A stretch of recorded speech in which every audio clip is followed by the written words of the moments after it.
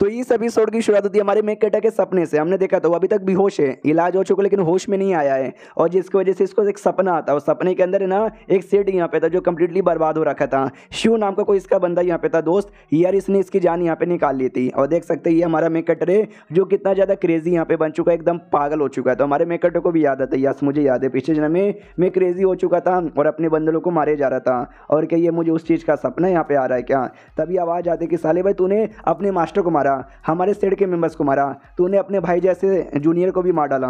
हमारा make cutter भी कहता है क्या मैंने यहाँ पे मारा, नहीं यार ऐसा कैसे हो सकता है, मैं कैसे मर सकता हूँ। वो लोग कहते भाई तूने मारा और अब तू नाटक यहाँ पे कर रहा है, साथियों जाओ आक्रमण करो, पकड़ लो इसे। तो जैसे साथी लोग पकड़ने आते हैं ये सारे साथियों पे भी अटैक करता है, उनको भी मार डालता है। और कहते हैं यस मैंने जान से यहाँ पे मारा था, क्या बिगाड़ लोगे मेरा, आ जाओ मुझे पकड़ोगे क्या, मैं तुम सबको भी जान से मार डालूंगा। हमारा मेक कटर भी कहता है मुझे याद है पिछले बार है ना, पीछे जन्म में एक डेमोनिक एनर्जी ने ये कह लो या फिर डेमोनिक आत्मा ने मेरी बॉडी पे कब्जा कर लिया था, मेरे को पूरा क्रेजी बना दिया था, और मुझे मेरे हाथों से ही ढेर सारे मेरे अपने बंदरों की जान भी निकल आ रही थी। हालांकि मैंने मास्टर को मारा नहीं था, लेकिन एट द एंड जो इल्ज़ाम है ना वो मेरे पे आ गया था। हालत बहुत ज़्यादा मुश्किल हो गई थी उस डेमोनिक आत्मा के चक्कर में। उस डेमोनिक आत्मा को लिटरली मैं कभी माफ़ नहीं करूंगा जिंदगी में, कभी बोले तो कभी भी माफ़ी यहाँ पे नहीं करूंगा, बिल्कुल भी माफ़ नहीं करूंगा। इतना बोल के जोर से उठ जाता है, और सामने सीनियर यहाँ पे थी, वो भी कहती क्या तो मुझे माफ़ नहीं करोगे, आई एम सॉरी यार मैं तो बस खेलने के लिए लेके गई थी, मुझे क्या पता था कि इतना बड़ा बेना वाला सांप आ जाएगा।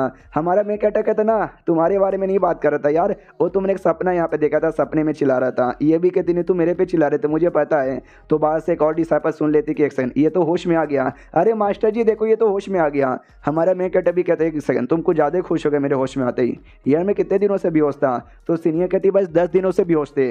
हमारा मेक कटर भी लग 10 दिनों से, भाई 10 दिन बहुत ज़्यादा होता है। फाइनली लीडर और उसकी बीवी आती है, वो कहती कह रही यार तुम ठीक हो ना, तुम होश में आ गए, कुछ बेकार नहीं ना लग रहा। तो हमारा मेक कटर भी कहता है यार बहुत ही बढ़िया, सुनिए मास्टर आ रहा हूँ आपके पास। तो वो भी कहता है कि ना ना ना मेरे पास आने की जरूरत नहीं है, मैं खुद तेरे पास यहाँ पे आता हूँ। जो माँ यहाँ पे थी ना वो भी कहती भाई शुक्रिया, अगर तुम ना होते तो बेचारी जो मेरी बेटी है ना, मेरी बेटी बच भी नहीं पाती। तो हमारा मेक कटर भी कहता है यार मेरे सीनियर यहाँ पर है तो आपको इतना ज़्यादा शुक्रिया बोलने की कोई भी जरूरत यहाँ पे नहीं है। मनी मन सोचता अभी मैंने सपना देखा था कि मेरे अपने लोग मेरे पीछे पड़ हुए थे, अब वही लोग मुझे शुक्रिया यहाँ पे बोल रहे हैं। वाह यार मतलब बहुत ही अच्छा यहाँ पे लग रहा है। बाद में एल्डर कहता हूँ कि ठीक है बेटी और बीवी तुम दोनों निकलो यहाँ से, मुझे इसके साथ में कुछ अकेले में बातचीत करना है। तो माँ लेके निकल रही थी, तो बेटी भी कहती यार वो देखो उसकी कोई गलती नहीं है, प्लीज़ यार उसको कुछ बुरा वाला मत बोलिएगा। तो माँ भी कहती ना ना उसको कुछ भी यहाँ पे नहीं बोलेंगे, तो फालतू में टेंशन यहाँ पे ले रही है, वो बस 2-4 प्राइवेट बातें उनको यहाँ पे करनी है। तो ये भी कहती है ओके ठीक है। अब आते हैं एल्डर की ओर, जो हमारे मेक कटर से पूछता बताओ यार ये जो एल्डर है नहीं आने और तू है, तुम्हारे बीच में क्या रिश्ता है। हमारा मेक कटर भी कहता हुआ एल्डर है मैं बस आपका डिसाइपल हूँ, हमारे बीच में क्या रिश्ता है, आपने क्या को अचानक से पूछा। ये भी कहते कि नहीं जब तुम बेहोश यहाँ पे थे वो यहाँ पर आई थी और बहुत परवाह करी थी तुम्हारे बारे में कि तुमको बचाने के लिए कुछ भी करेगी। ये भी कह रही थी कि शायद तुमने कोई एहसान किया तो उसका बदला भी चुकाना है। हमारा मेक कटर कहते एक्शन यानी वो भी आई थी क्या, ये भी कहते या वो भी आई थी, वो कोई एहसान की बातें कह रही थी, क्या एहसान की बातें। हमारा मेक कटर कहता है कि वेल मैं कैसे बताऊँ क्या ना, मेरे गाँव पे एक हमला हो गया था जिसके चक्कर में गाँव पूरा बर्बाद हो गया था। उस समय वो हमारे गाँव में आई थी और हमारे गाँव में एक नॉर्मल सी लड़की बनी हुई थी। हाँ तो मुझे लगा कोई नॉर्मल सी लड़की है तो मैं बचाने के लिए आगे आ गया, ये बोलते कि लड़की भागो वरना ये तुमको जान से मार डालेंगे। लेकिन मुझे क्या पता था कि वो इतनी कमाल की कल्टीवेटर है बस जो नॉर्मल बनकर घूम रही है। तो उन्होंने मुझे बचाया और बचा के फिर यहाँ पे लेकर आ गए। तो ये बात दरअसल थी। तो वो भी कहता अच्छा तो खुद ही एक नल्ला बंदा यहाँ पे था लेकिन हीरो जैसा आगे बचाने के लिए खुद आया, और आज तूने मेरी बेटी को भी बचा लिया, हिम्मत वाला बंदा यहाँ पर, ये बात तो मानना पड़ेगा। मनी मन कहता है कि अरे नहीं यार शुक्रिया। मनी मन ये सोचता है कि सुनो यार ये जो चीज़ें ना ये पीछे जन्म में हुआ था तो मुझे याद यहाँ पे थी तो मैंने वही बता दिया, इन्होंने विश्वास भी कर लिया, चलो अच्छी बात है। एल्डर ये भी कहते सुनो यार वो जो है ना है नहीं यार, अगली बार जब तुम मिलोगे ना अच्छे से ट्रीटमेंट यहाँ पे देना, क्योंकि तेरे इलाज का जो भी पैसा जो भी जड़ी बूटी है ना उन्होंने यहाँ पे दिया है और कसम से बहुत ही ज़्यादा दिया है। हमारा मेकट अभी कहता है यार मैं तो इज्जत यहाँ पे करूँगा, और फिर वो एल्डर निकल जाता है। हमारा मेकट मनी मन सोचता है कि एल्डर भाई मुंह पे कितना कंजूस और बेकार और गुस्सेल आदमी बन जाए, लेकिन भाई आदमी बुरा यहाँ पे नहीं है, आदमी सच्ची में दिल का बहुत ही अच्छा यहाँ पर है। चलो ये जा चुका है, और यार मेरी बीबी ने मेरी इलाज के लिए पैसे और जड़ी बूटी भी दिया, भाई जान के अच्छा लगा। और एक सेकंड भाई मेरा तो लेवल अप हो गया और मैं क्यूआर फाइनिंग स्टेज के 5वें लेवल पे जा चुका हूँ, और मुझे इसी का वेट यहाँ पे था, क्योंकि ऐसा करने से ना मेरा दो काम हो सकता है, एक तो टेक्निक यहाँ पर है उस टेक्निक की प्रैक्टिस यहाँ पे मैं करना चाहता हूँ जो इसी लेवल पे हो सकता है, और सेकंड एक जगह है जिस जगह पे मैं जाना चाहता हूँ जो कि इसी लेवल पे रहूँगा ना तो ही जाने में मेरे फ़ायदा यहाँ पर है। तो रात की बारी हो जाती है, नकाब वकाब पहनता है, अपने कपड़े चेंज करता है, उस एरिया में निकल जाता है जो कि एक गुफा यहाँ पे थी। और गुफा के अंदर यहाँ पे जाता है और मनी मन सोचते कि अगर मैं क्यूआर फनी के 5वें लेवल पे ना होता, इस गुफा में आने के बारे में कभी सोचता भी नहीं।